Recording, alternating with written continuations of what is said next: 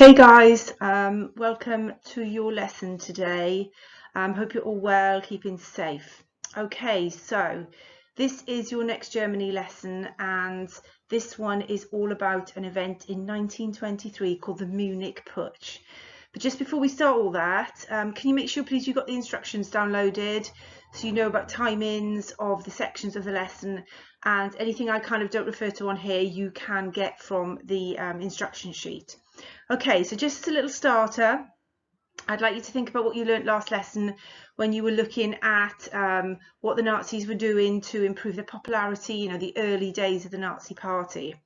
And what I'd like you to do is you can either write these out or you can use the little printout, if you can, print it out that is, and colour code. And so the idea is that I want you to decide which ones of these is a Nazi Party idea / belief, or which one is a key feature of the party. So the key feature is going to be something, something actual, whereas the belief is going to be something that they thought they wanted or that they believed in, an idea that they wanted to achieve, for example. So if I was going to start you off with this, I would choose the Führer principle, right? The idea that there should be one strong leader, and that would be a Nazi Party idea / belief. Okay, so you go ahead and do that. Just take a couple of minutes, have a look at the instruction sheet just to check for timings, but take a couple of minutes to do that. So just pause this video for the moment. Okay, go. Okay, now at the end of this PowerPoint, or this video as well, and the PowerPoint, there is a slide for correcting / checking your answers. All right, so you can refer to that once you've had a go at it by yourself. Okay, so we're going to move on. All right, as I said, today's lesson is about an event called the Munich Putsch. If you put the title of the Munich Putsch of 1923, now you might be thinking to yourself from previous lessons, gosh, 1923 was one heck of a year, a bit like 2020 really, for the Weimar Republic, for the government in Germany. Already in 1923, they'd put up with several events, which we will come back to in a moment. So this year was a particularly horrible year for the Weimar government, and it would be the first time that the Nazis, Hitler and the Nazis, had decided to strike, basically. So the Munich Putsch 1923 is your title. Okay, and what you're going to do is we're going to be looking at the causes and the events of the Munich Putsch, which is also sometimes called the Munich Beer Hall Putsch because of the venue in which it started.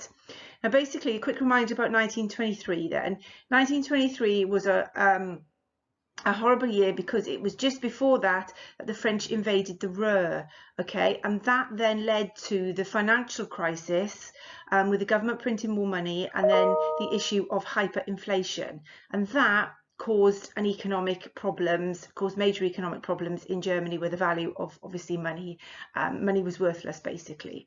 All right, and it was Stresemann that had to put that right. Now, before 1923, you'd also had problems like the Treaty of Versailles was launched, and that was a problem for Germany, which we've learned about already. You had the political attacks on the government, the Spartacists from the left, and the Free Corps and the Cat Putsch from the right. So you think about all the issues that the government was dealing with, and now Hitler decided to strike in 1923 with his putsch, his Munich Putsch. We'll look at that word in a moment. Basically, what Hitler was after was trying to use his SA men, his stormtroopers or brown shirts, plus some extra key support to take away power from the government in Bavaria. And the idea was that if they could overthrow the Bavarian government, because obviously Germany was in regions, then they could overthrow eventually the government in Berlin, and it would be like a military takeover. Okay, and that would be the plan. And it was November 1923 when Hitler would march his men in an attempt to overthrow the government. But to cut a long story short, sorry, spoilers, it failed. All right, but we have to look at what made him think he could achieve it, what actually happened, and what were the consequences of it. So that's what we're going to do next. But just before we do that, let's make sure we understand what this word putsch means. And if you look in the little black box, a putsch is a German word for a coup, and basically it's an attempt to take over a country by the use of force. You sometimes have heard of, you know, revolutions and things. It's a bit like an attempted revolution, basically, you know, an attempt to overthrow the government. It happened in 1923. It started off with Hitler making a speech in a beer hall, which is like a big tavern, like a big pub, basically, and it would go from there. And Munich was a key city in Germany at the time, and you can see from the map whereabouts it was. This wasn't Berlin, remember? All right, this was Munich, but equally, you know, important city at the time. Okay. Now then, you have this attached to your show my homework. You can draw this or you can print it out, you can choose, but you need to do it in the same way. This is a multi-flow map, which means the causes flow into the events, and out of the events flow the consequences. So you can sort of see the chain of events that happen. You'll notice that on the actual template you can print out, you have got the information for the actual events of the Munich Putsch, the bit that goes in the middle covered. So it just saves you a job, but it's important that you understand what happened. So we'll look at the causes, we'll talk about the events, and then we'll look at the consequences. Okay, so make sure you pause this now and either print this out or copy it into your book. If you want to take a double page spread, you can do. But like I said, the whole purpose of a multi-flow map is to show a chain of events. Okay. All right, so if we start off then on the left-hand side of your diagram where you had 5 boxes, all right, where you needed to refer to the causes. So you're going to sort of think about what led to this happening. You know, why in 1923 did Hitler think that the Nazi Party was ready to overthrow the Bavarian government and take more steps than they had been previously? And if you look at the 5 reasons that you're given here, Hitler hated the Weimar Republic and he wanted to overthrow it. That's a big reason. You know, it's the same year as hyperinflation. In November 1923, hyperinflation was at its worst. You can imagine it was the height of the crisis. Hitler felt that he had a good chance. The government was weak and he had a good chance. Obviously, the Treaty of Versailles was always in the background. Feeling was strong against that. Lots of German people detested it. And it was felt that the Weimar government was to blame for that. So Hitler was going to capitalize on that. He was going to, you know, use public opinion about that to chevy up some support behind him. The Nazi Party, of course, had been growing, which you learnt about last lesson. Hitler became the leader of the Nazi Party. He had established the SA, which are the brown shirts. He had backup, didn't he? He had support. So there was a good chance that his putsch would succeed because he felt he had the what's the word I'm trying to think of? He had the support, I guess, and he had the backup to do that. Not only was that the case, was he had the support of the leader in Bavaria, who was called von Kahr, and he believed that von Kahr would support him, and that von Kahr in turn would get the army in Bavaria to support him as well. So he felt as if he had some serious backup. And finally, he also had the support of a former army chief, commander-in-chief called General Ludendorff, who was extremely popular. And Hitler seemed to think that he had these 2 men on side, and he believed they were valuable support. Now, these are the 5 reasons for the putsch. You need to put them on the left-hand side of your diagram, but put them in the order of importance. You know, write them down in the order you think they were the most important reasons for the Munich Putsch. All right, so pause the video now. You can reduce the information slightly if you wish, but keep the general gist of each of the 5 causes, and give yourself 5 to 10 minutes to complete that part of your multi-flow map. Okay.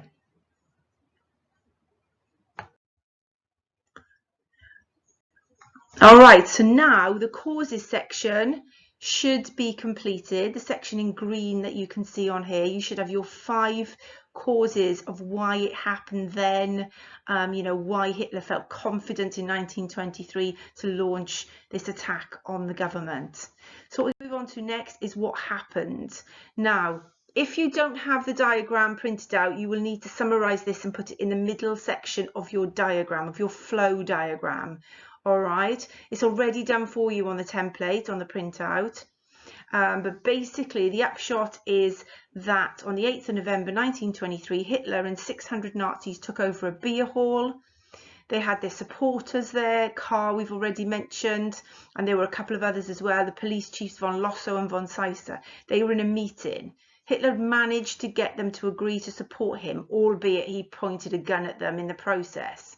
So their support really was a little bit false, I guess. Over the following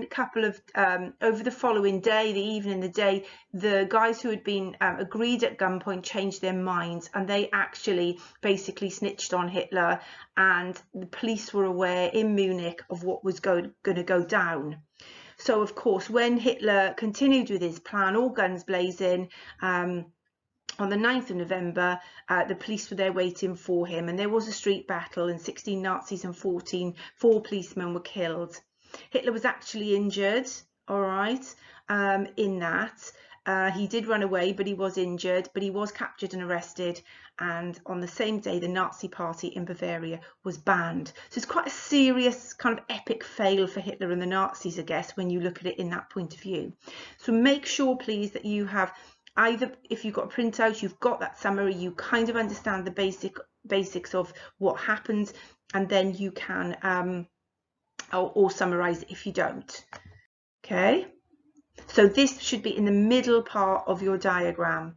So the causes lead to the events. Now take some time out, pause this one, and have a little look at the video link, which is here, in order to get a bit more of an understanding, to develop your understanding of the Munich Putsch. I can see a spelling mistake in there. Develop your understanding of the Munich Putsch. All right, so spend a little bit of time watching that, check the instruction sheet for timings and details, and then we'll move on to the final bit, the consequences.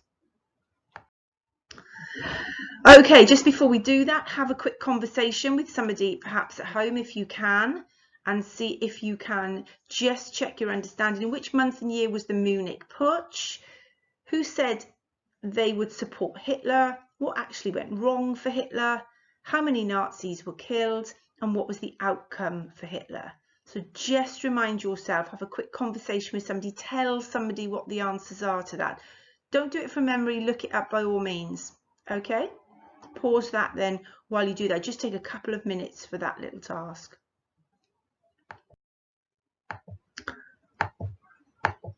Okay, so this is the bit where we complete the last part of your multi-flow map. These are the consequences of the Munich Putsch.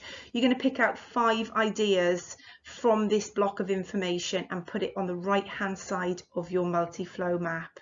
Now, it's an interesting one, this is, because Hitler was arrested, and of course he would be put on trial. Now you might think, oh my gosh, all is lost, Hitler's failed, but it's quite interesting how he turns the situation to his advantage to a certain extent. Now they were arrested, and Ludendorff was as well, and his main supporter, and they were charged with treason, which is obviously trying to overthrow the government. The trial began in February 1924. It lasted a month. What the trial did for Hitler, because he represented himself, was it gave him nationwide publicity. You know he was a good speaker, all right, and so he used the platform of the court to talk about his hatred of the November criminals, the Treaty of Versailles, about Jews. He used his trial to make his ideas known widely, and he did become famous because of it. Remember, he was on trial here, yet he was using it to his advantage. Interestingly, the judges were quite sympathetic to him. They did find him guilty. They sentenced him to 5 years in prison in the end, which was the minimum sentence that he could have had for it. And Ludendorff, because he was such a popular figure at the time, was not even charged. So he got off without any kind of punishment at all.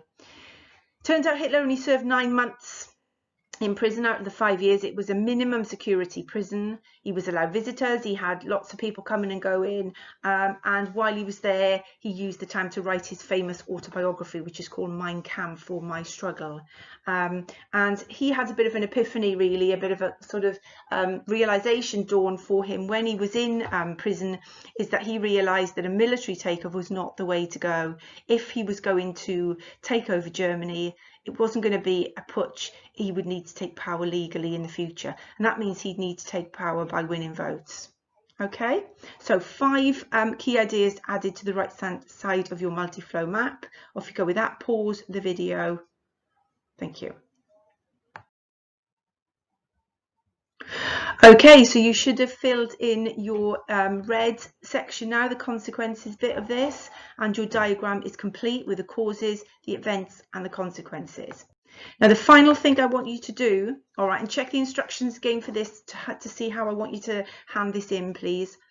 In what way was the Munich Putsch a success for Hitler, and in what way was it a failure? All right, so I want one success and one failure. What did he get out of it that was positive? What came out of it that was negative? All right, have a good think. And it could be as obvious as, for example, well, he did end up in prison, all right?